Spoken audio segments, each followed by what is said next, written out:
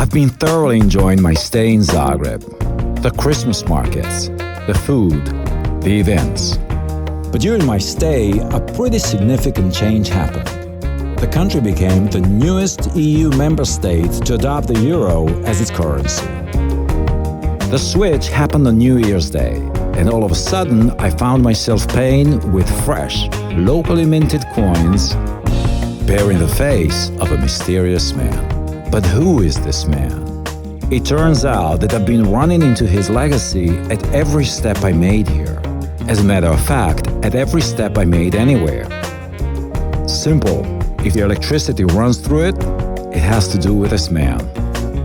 The face pressed onto this new euro coins belongs to the inventor Nikola Tesla, born just about over 2-hour drive from here. And if you thought I was gonna get into the car, drive 130 miles, and risk to get electrocuted just to bring you the story, you're damn right.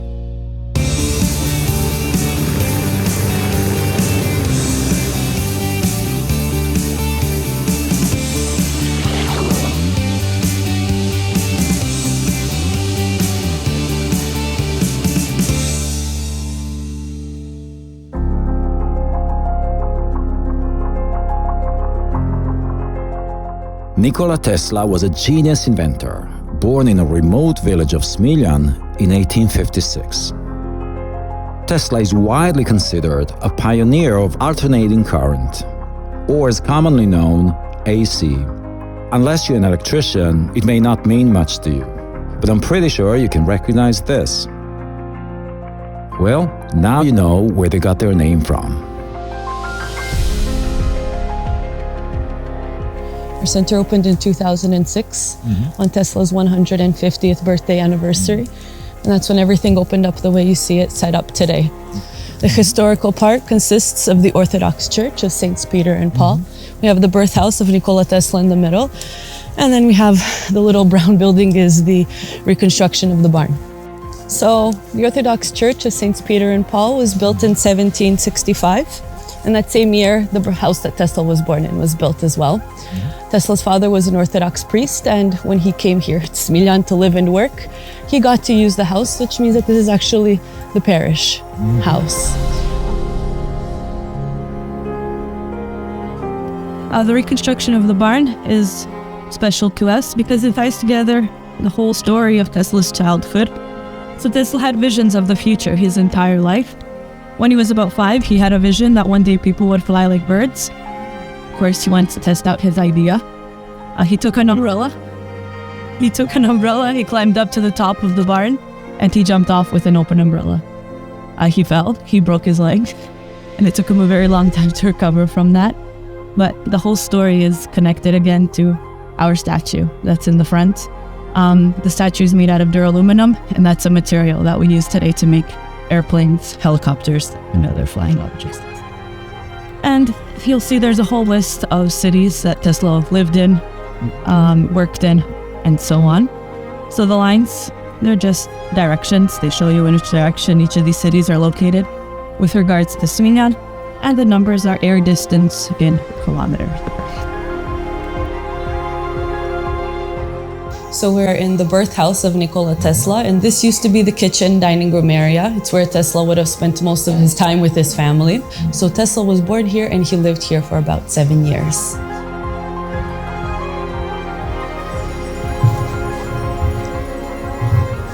All right, so this is the second room, and this used to be the bedroom. It's where the entire family would sleep together. Of course, today we have this big black box in the center of the room.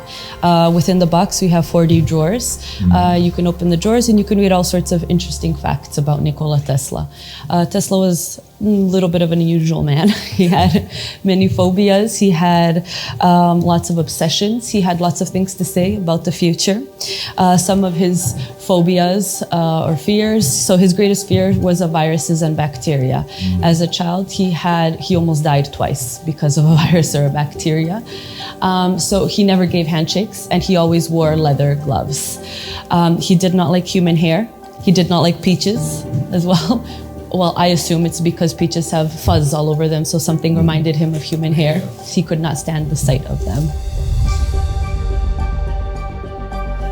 All right, so this is the third room, and this used to be his father's office and library area. And it's where Tesla spent a lot of time as well as a child. He loved to read, and he was known to read through the entire night.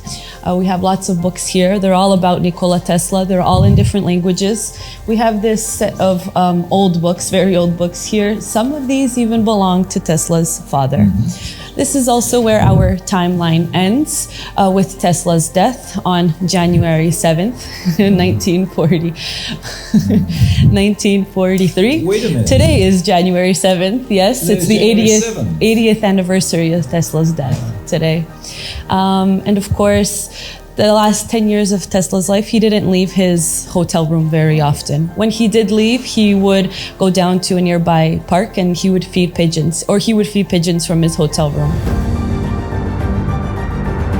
It's remarkable to think that the man responsible for bringing electricity into our homes came from this bucolic, frigid, and desolate place. Yet, it was exactly here that one of the greatest minds of the modern world was born. One of his greatest obsessions was the number 3. Everything he did in life had to be divisible by the number 3. So he would count his footsteps from his lab to his apartment. If the number of footsteps wasn't divisible by the number 3, he would go back as many times as he had to until he got the right number. Before every meal, he would calculate the volume of soup in his bowl, the volume of tea in his cup. When he died in the New Yorker hotel, he lived in room 3327 on the 33rd floor. So all Tesla had to say about that was that if we only knew the beauty of the numbers 3, 6, and 9, we'd have all the answers to the universe.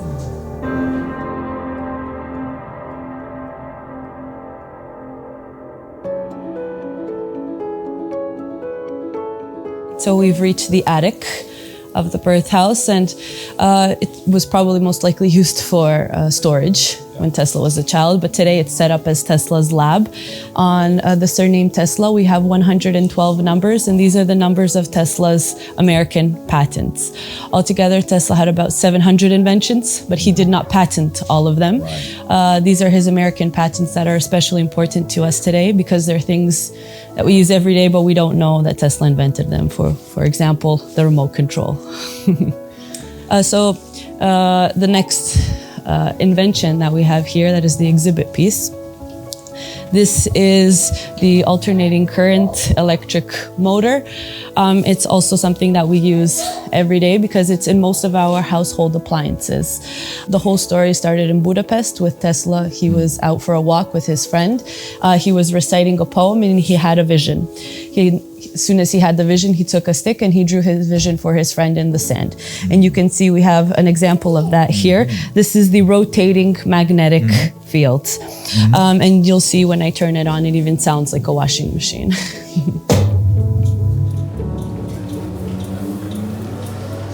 So how exactly does the electric motor work? Well, every motor consists of two basic parts. We have the rotor and we have the stator. The rotor, of course, is the part of the motor that will spin. The stator is the part that is stationary. It stays in place and it gives the rotor the energy to move. The electricity will pass through the copper wire, creating a rotating magnetic field that pulls the egg, and the egg will spin until it stands up in an upward position. Tesla's life dream was to give the world free and wireless electricity with the help of Tesla coils. We're talking wireless, 100 years ago? Huh? Yes.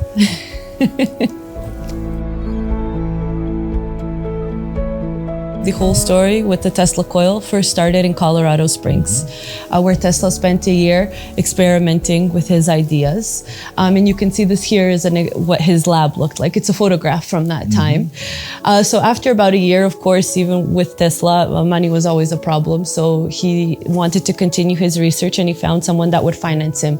That man was J.P. Morgan. J.P. Morgan gave Tesla the money. Tesla built a new lab. This one was called Wardenclyffe. It was on Long Island, and Tesla continued his research there. After a while, JP Morgan pulled his financing and he refused to finance Tesla anymore, so Tesla had to stop his research. So theoretically, he never got to finish this idea. He never got to perfect his entire idea.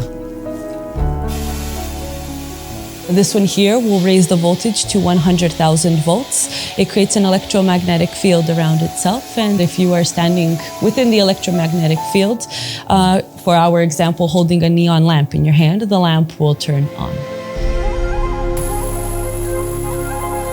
This is called the skin effect. And the simplest way to explain it is that your body becomes the conductor for electricity. The electricity will slide over your skin, and that is why the lamps turn on. At the end of the 19th century in the United States, two systems of power transmission, alternating current and direct current, competed for business, a battle that became known as the War of the Currents. Here's the scoreboard.